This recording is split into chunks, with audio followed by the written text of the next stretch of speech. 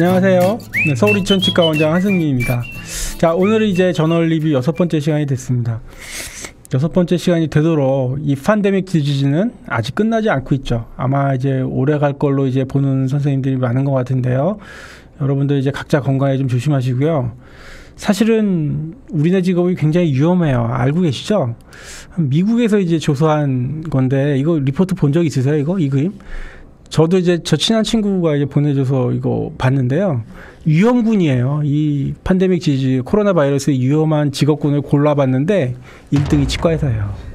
이 얼마나 지금 위험한 일을 여러분들이 지금 하고 계신 겁니까? 솔직히 요즘 보면은 환자분들이 오시면 고맙지만 오셔도 걱정, 안 오셔도 걱정, 그런 거 아니겠어요? 그러니까 여러분들 다들 건강 유의하시고 슬기롭게 이제 극복을 하시면 좋겠어요. 자, 오늘 6번째 시간에 마련한 주제는 Comparing Conventional Flameless Immediate Implantation and Socket Shield Technique for Aesthetic and Clinical Outcomes, 이렇게 되어 있어요. 역시 랜더마이즈 컨트롤드 스터디고요. 이거는 Socket Shield 테크닉 혹은 루트 멤브린 테크닉이라고 부르는 것을 랜더마이즈드 컨트롤드 스터디를 한 것입니다. 생소하신 분들도 있을 거예요. 루트 멤브린 테크닉이라는 건 도대체 뭐냐?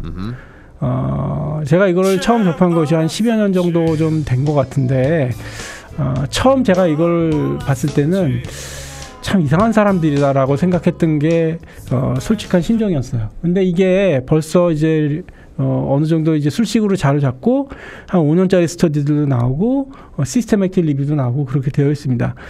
자, 루트 멤브린 테크닉은 뭐냐면은 우리가 이미디엇 플레이스먼트를 할 때 치아를 다 발치를 하는 게 아니고 치아를 남겨놓습니다.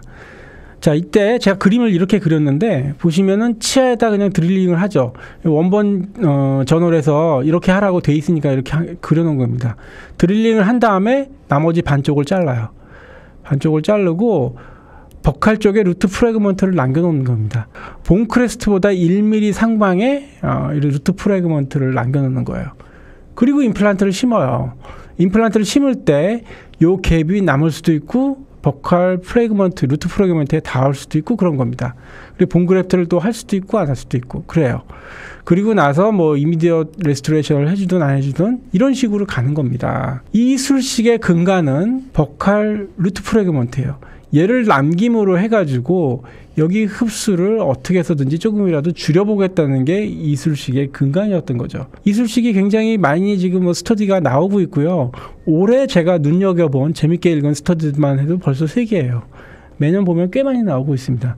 이 중에서 제가 첫 번째, 이게 중국에서 나온 리포트인데요. 이거를 선택했던 거는 유일한 랜더마이즈드 컨트롤드 트라이얼이기 때문에 이 선택을 했습니다.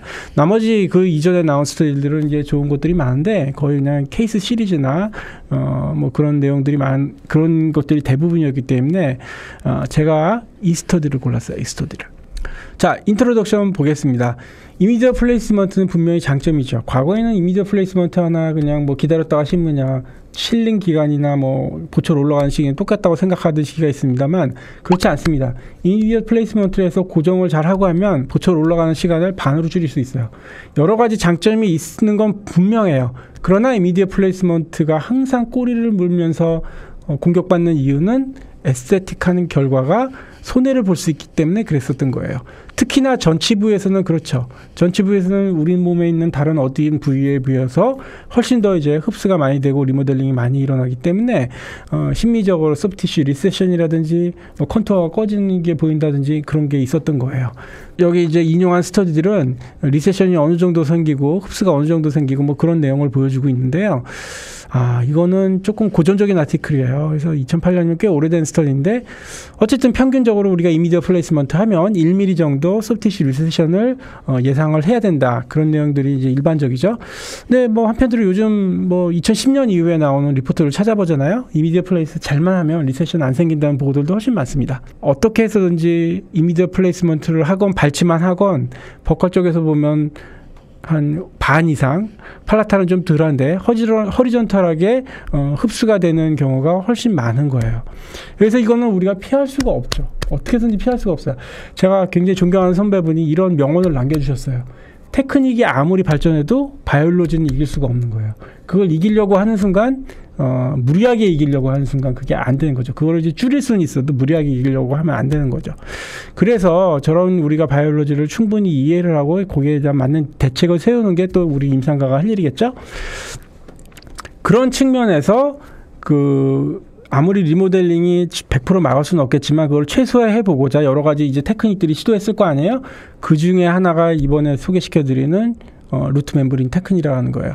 이거를 처음 제가 알기로 이제 리포트를 한 사람은 휘첼러라는 사람의 유럽에 있는 사람인데 발음이 저게 맞는지 모르겠어요. Hello, my name is Markus Hölzler. 제가 예전에 저 선생님 강의를 들어본 적이 있어요. 학교 가가지고 약간 사이비 교주 냄새가 나면서 이상해요. 종교 집단인데 교회, 그러니까 영화에서 보면 교회 목사님들이 약간 신들리시 말씀하시는 거 있잖아요. 그런 느낌을 받아가지고 야, 참 이상한 사람이다. 저 사람 강의는 다음부터는 듣지 말아야 되겠다. 막 그 당시에는 그 생각을 했었어요. 근데 저 리포트가 나올 때도 제가 주목을 하진 않았는데 이게 계속 인용이 되고 후속 스터디가 나오면서 하나의 이제 트렌드로 이제 자리를 잡기 시작하면서 굉장히 이 리포트가 인용이 지금도 많이 되고 있습니다. 사실 이 후속 스터디가 이제 많이 나와 있어요. 그래서 여기에 이 중국 선생님이 이제 써주신 이 내용 말고도 많은 리포트가 있으니까 찾아보셔도 좋을 것 같아요. 몇 개 안 됩니다. 이미디어 플레이스먼트 하면서 플랩리스로 하고 본그래프트 하고 그게 가장 일반적으로 하는 우리가 컨벤셔널한 수식 아닙니까? 그거랑 직접적으로 비교했던 스터디는 한 번도 없기 때문에 이번에 그걸 한번 해보고자 하는 게 이 스터디의 목적인 거예요. 그래서 스터디의 목적이 굉장히 좋고 해서 제가 한번 골라본 거예요. 자, 어떤 식으로 진행했는지 제가 그 모식도를 한번 쉽게 설명을 해드릴게요. 컨벤셔널 플랫리스 이미디어트 그룹이 한 15명 정도 됐고요.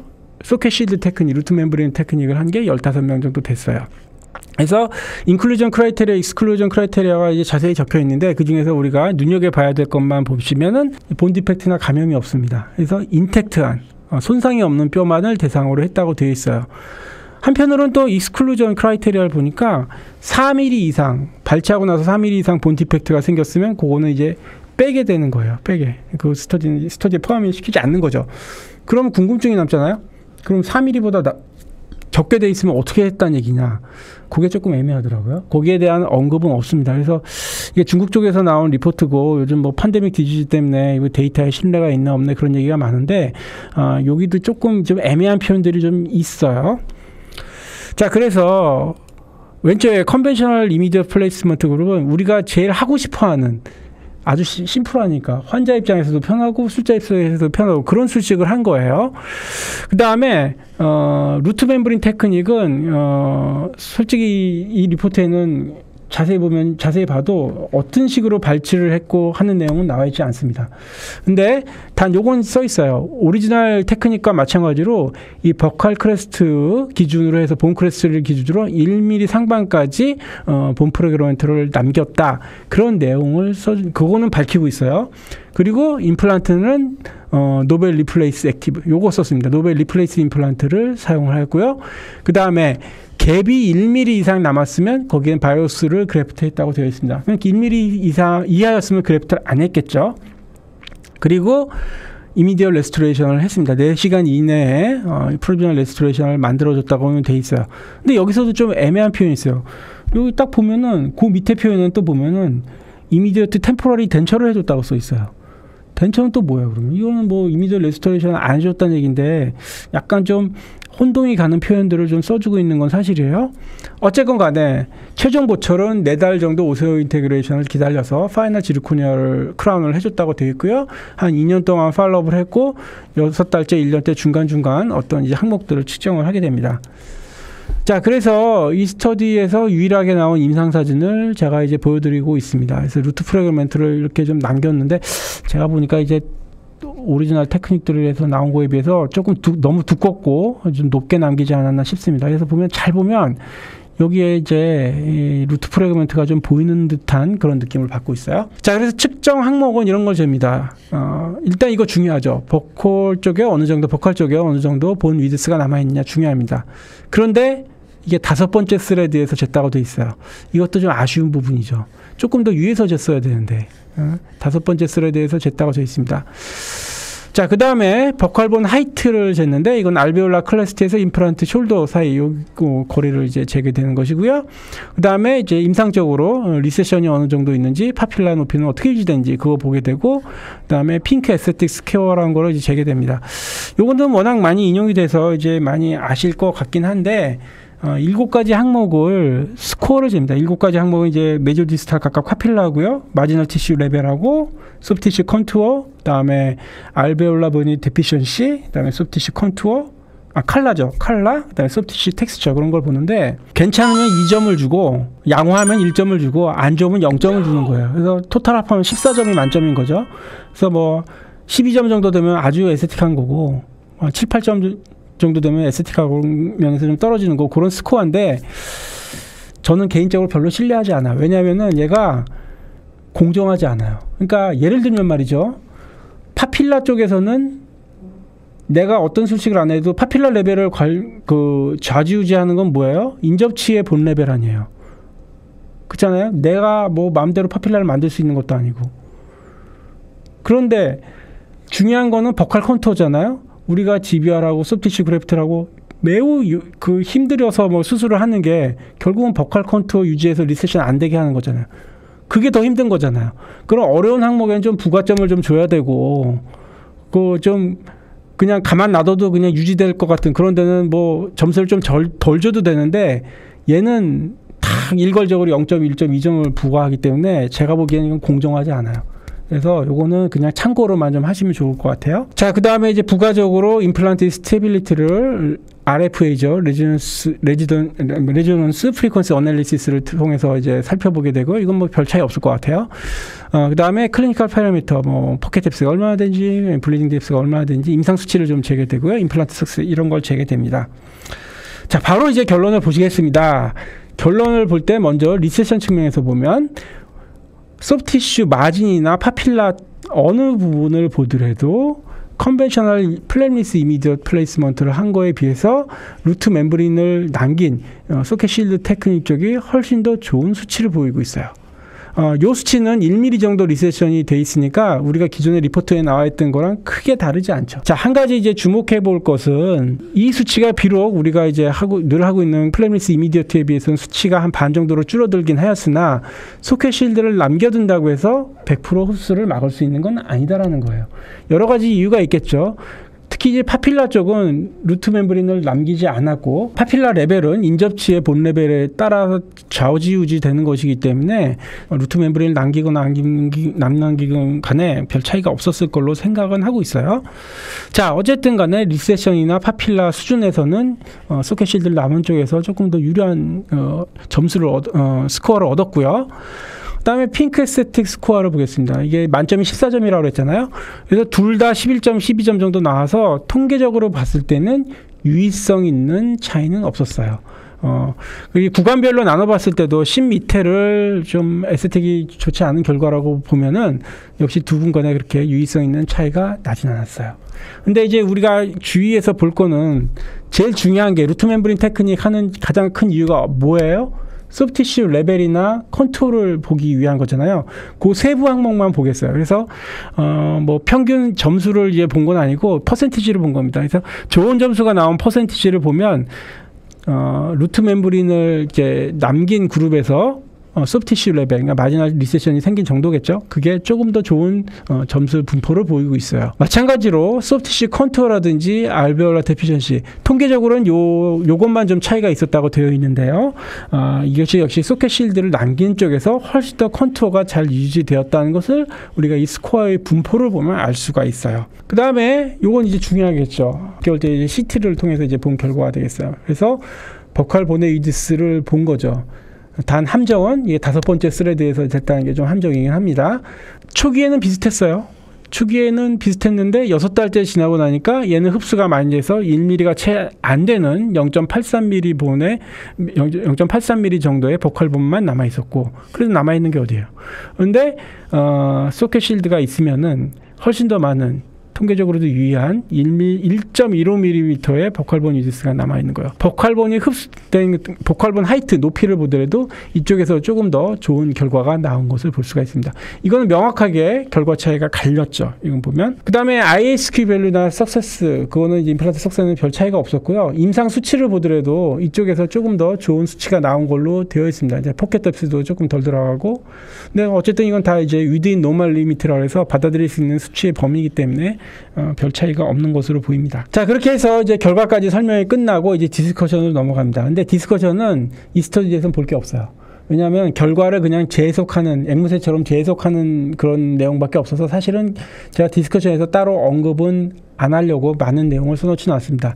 결론은 그렇습니다. 루트 멤브린 테크닉을 직접 우리가 이제 이미디어 플레이스먼트 할 때 플랫미스하고 본그래프트 하는 거를 그런 걸랑 비교를 해 보니까 확실히 소프티슈 레벨에서는, 그리고 컨트롤을 유지하는 측면에서는 유리하더라, 그런 내용을 이제 담아주고 있는 거예요. 바우머 스터디를 인용을 해주고 있습니다만, 이 바우머 스터디도 마찬가지고 이 스터디에서도 마찬가지고 100% 흡수를 막지는 못했어요. 그래도 수치가 이 스터디에서는 이제 컨벤셔널 이미디어트보다 반 정도로 줄었으니 조금 더 이제 효과는 있다고 볼 수 있겠다, 그런 내용이죠. 자, 여기까지 써 있고요. 그러면은 이 스터디의 그 리미테이션에서 이제 써놨듯이 이제 앞으로 이제 뭘 더 봐야 될 것인가를 생각을 해보면 이게 히스톨로지컬 아웃컴이 어떻게 되는지 사실 궁금해요. 그리고 한 5년까지는 팔로우업 스터디가 나와 있는데 조금 더 스터디가 이제 필요한 거는 사실이고요. 그 다음에 항상 좋은 얘기만 해주는 사람 얘기만 들으면 안 되잖아요. 옆에서 이제 좀 나쁜 얘기 해주는 얘기도 들어야 된단 말이에요. 그게 이제 컴플리케이션이 어느 정도 되는 거를 면밀하게 살펴볼 필요가 있어요. 그래서 저거를 제가 간략하게만 얘기를 해드리면, 지금 2개는 동물 실험이고 하나는 휴먼 스터디예요. 이 부분이 어떻게 되는지 궁금한 거잖아요. 이게 약간씩 조금씩 결과가 다르긴 한데, 종합적으로 설명을 해보면 버칼 쪽에 프래그먼트 쪽에 이쪽에서는 PDL이 남아있고 요 내면에 본이 차오더라 하는 것이 공통적인 견해예요. 그래서 PDL과 본 티슈가 이렇게 차고 있는 모습을 이 슬라이드에서 보여주고 있죠. 자, 하지만 이 동물 실험에서 이건 나온, 이 바우머 스터디에서 나온 조직학적 소견인데요. 이게 4달째 결과예요. 4달째. 그럼 4달째까지 PDL이 남아있는데, 그러면 이게 1년, 2년, 10년 지나서 이 PDL이 계속 남아있을까? 그건 모르겠어요, 사실. 스터디가 없고, 이 컴플리케이션이 나오는 스터디를 보면은 항상 제가 느끼는 거는 이쪽에 본이 차는 거는 문제가 안 돼요. 본이 차요, 이쪽은. 문제는 이 PDL이 있는 이쪽 면에서 문제가 생기는 것 같아요. 제가 보니까. 그래서 요거는 조금 더 이제 연구가 필요한 면이고, 다른 스터디, 여러 가지 스터디가 있는데 많지 않으니까 읽어보시라고는 했지만, 귀찮으신 분들은 이 시스테매틱 리뷰가 있으니까 요거 한번 찾아보시면 됩니다. 이거는 저널 오브 오랄 임플란톨로지 2017년에 나와 있는 스터디입니다.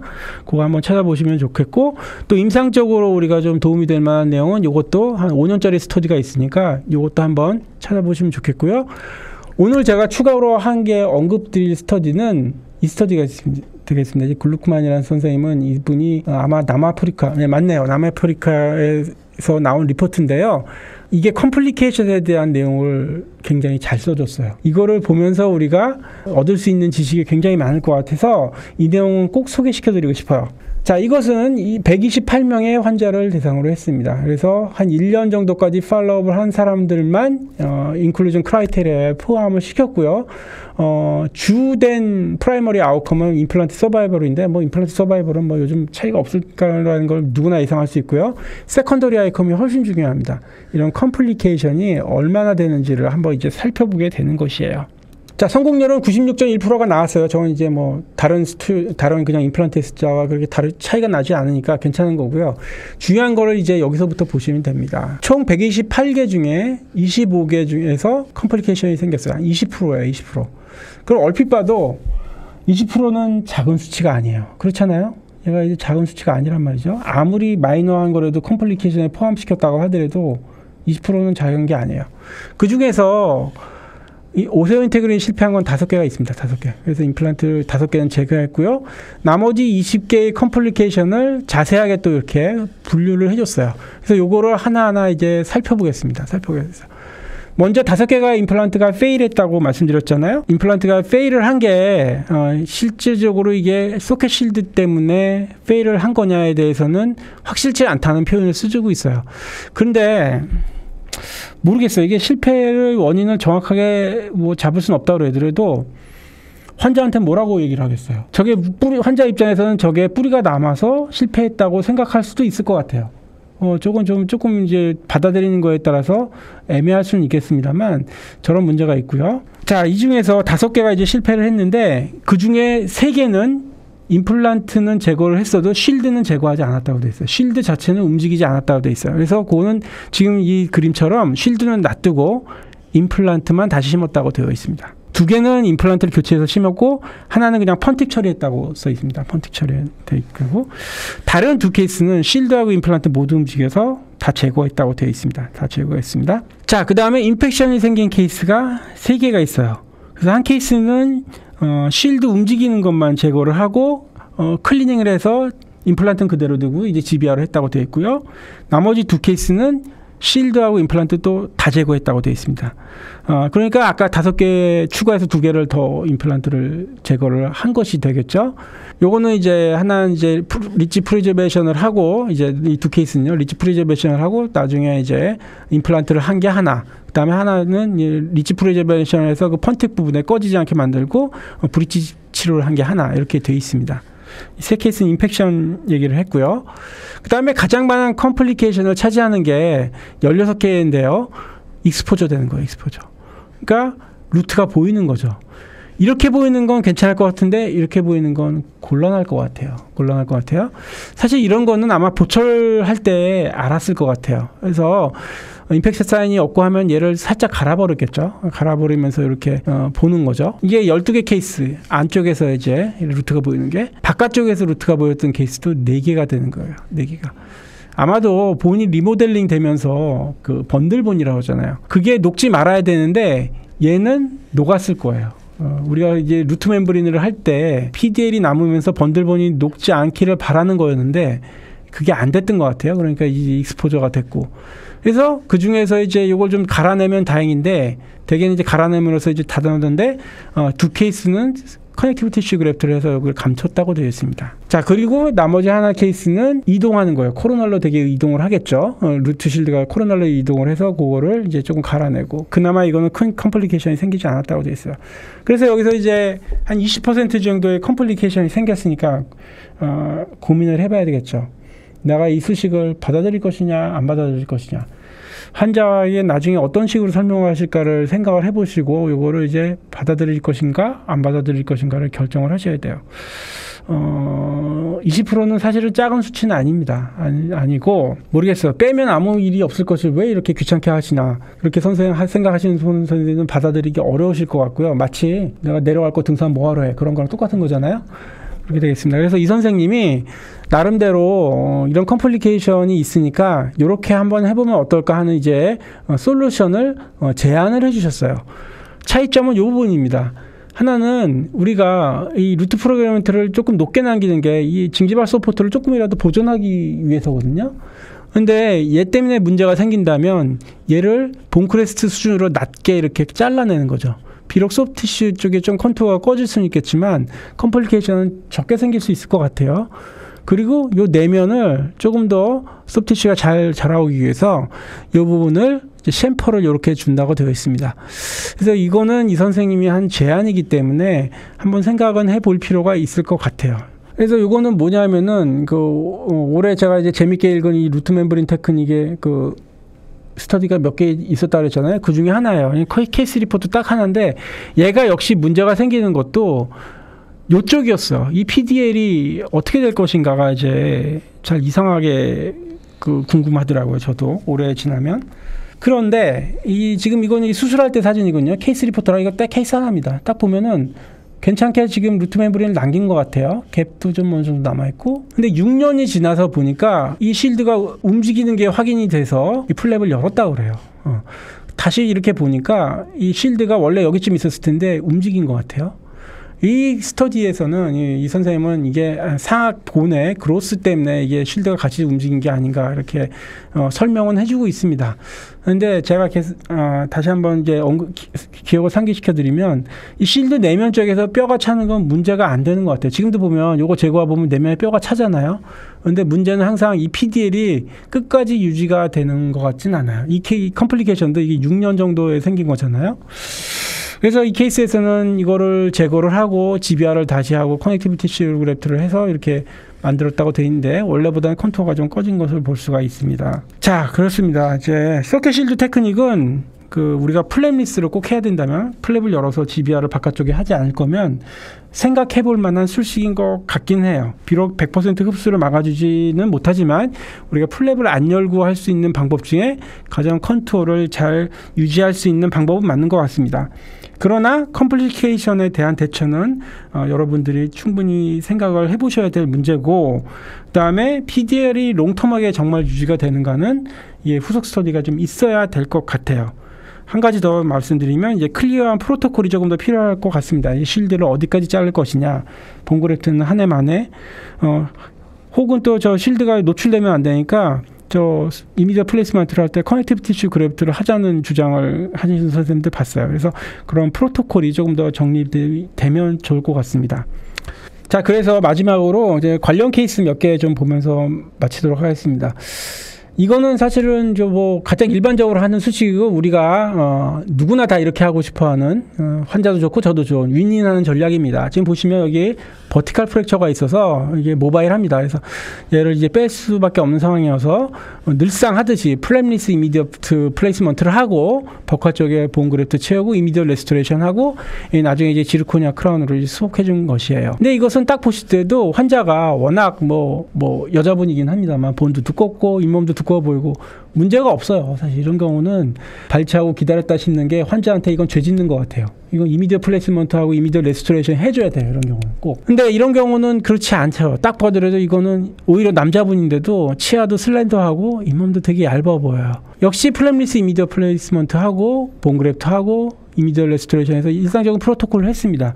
근데 제가 얘는 프랙처가 내면에 한 번 더 있어서 뺐지만 얘를 남겨둔 거는 얘를 빼면은 본 리접션도 훨씬 심하고 파필라 레벨도 훨씬 낮아질 것을 그런 게 이제 스터디에서 많이 밝혀졌잖아요. 그래서 이건 인텐셔널하게 어떻게든지 남겨보려고 했던 거예요. 크라운 랭스닝 하고 여러 가지 술식을 해가지고 이건 포스트에서 크라운을 만들어준 거고요. 근데 이게 이제 보철할 시점이니까 한 3, 4개월 됐겠죠? 벌써 컨투어가 꺼져 있어요. 이제 이런 게 싫은 거죠. 사람들. 어떤 사람들이 이걸 받아들이는 사람이 있고 못 받아들이는 사람이 있는 거죠. 이거를 롱텀하게 뒀을 때 이게 좀 어느 정도까지 꺼질지 이제 좀 더 지켜봐야 되는 문제인데 제 경험상 이게 조금 더 보기 좋게 바뀌는 경우는 없었던 것 같아요. 그래서 이제 플랩리스로 할 거면 이제 루트 쉴드 테크닉을 해볼 수 있겠다라는 이제 생각을 해보게 되고 제가 사실은 몇 케이스는 의도치 않게 해본 케이스가 있습니다. 이게 그 중에 하나예요. 그 중에 하나예요. 지금 보면은 소구치가 이게 프랙처 돼 있겠죠. 안에 이제 포스트도 있고 프랙처 돼 있을 텐데 이거를 제가 이제 발치를 했어요. 이제 발치를 하면 다 이제 플랩을 열고 하면 하겠는데 이게 중간에 이제 한번 부러지고 이걸 부러질 때 이제 루트가 이렇게 남아 있으면 이게 섹션을 줄 거 아니에요. 서지컬 버러 섹션을 주고 딱 링컬 쪽은 제거했어요. 근데 버칼 쪽이 얇게 남았어요. 그래서 순간 생각을 한 거예요. 이거를 제거할까 말까. 그래서 의도치 않게 제가 한 몇 번 해봤다 그랬잖아요. 이게 그런 거예요. 그래서 남겼어요. 루트 쉴드를 남겼는데 이제 사진을 찍어서 나오지 않은 거는 이게 지금 보시면 프랙처가 이미 여기 루트 리접션도 여기 캐리어스죠. 여기까지 돼 있기 때문에 본 크레스트까지 남길 수는 없었던 거예요. 그래서 밑에 부분은 제가 좀 남겼어요. 밑에 부분 남기고 물론 이런 거타파처 이런 건 다 제거하죠. 그리고 나서 임플란트를 심으니까 갭이 좀 남아가지고 갭을 안 남겨야 본 그래프트를 안 해야 조금 더 이제 공정한 결과를 볼 수 있을 텐데 이 케이스는 합성고를 했어요. 그리고 나서 이제 팔로우업을 했는데 한 2년 정도까지는 팔로우업이 돼 있는데 컨투어는 비교적 괜찮은 것 같아요. 그래서 엑스레이를 자세히 보면 여기 이제 루트 프래그먼트가 남아있는 게 보이는 거죠. 이 정도 이렇게 남았을 것 같아요. 한 코로나에서 빠졌으면 이 정도 됐겠네요. 그래서 의도치 않게 몇 케이스를 제가 해본 게 있는데 큰 컴플리케이션은 일어나진 않았고요. 컴플리케이션이 일어나지 않은 거는 뭐 워낙 깊게 남겼기 때문에 그런 이유도 있을 수 있겠습니다. 그래서 롱텀한 결과를 좀 기대를 해보고 있어요.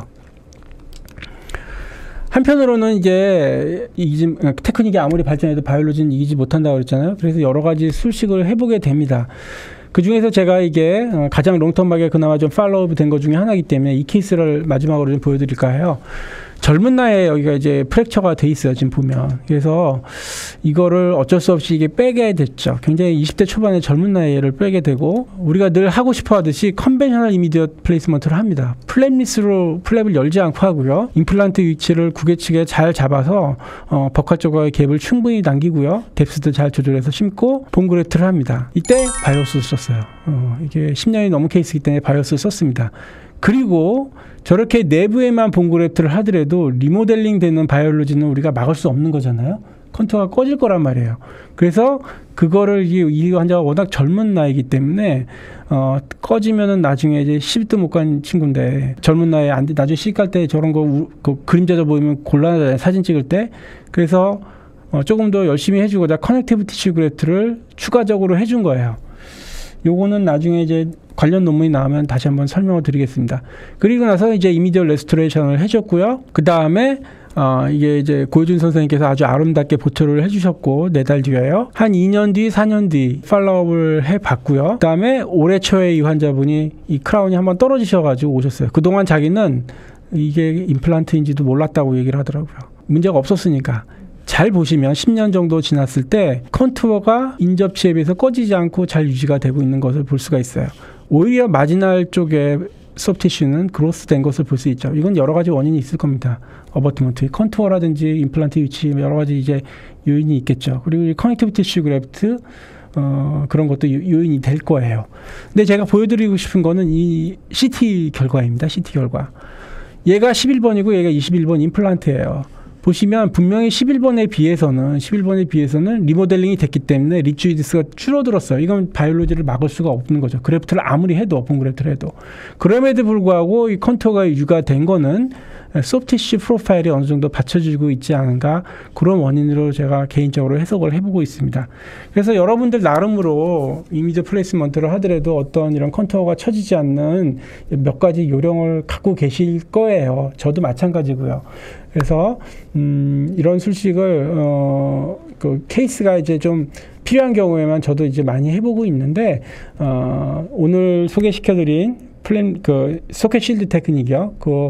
그것도 이제 저 해보려면 저희 친척부터 일단 뭐 저희 가족 중에 누가 부러진 사람이 있으면 전치부예요. 그 다음에 해보려고 하고 있습니다. 자, 오늘 내용은 여기까지입니다. 요즘 어떻게 들으셨어요? 오늘은요. 오늘은 좀 생소한 테크닉이긴 한데, 그렇죠. 이제 저널을 읽으면서 또 하나의 장점이, 내가 잘 안 해보는 테크닉은 내가 좀 지식을 좀 정보를 얻어야 되니까 조금 더 이렇게 살펴보게 되는 그런 경향도 있는 것 같아요. 그게 또 저널 공부의 또 하나의 장점이 아닌가 생각되기도 합니다. 자, 또 건강 조심하시고요. 또 다음 기회에 또 다시 한번 만나 뵙도록 하겠습니다. 감사합니다.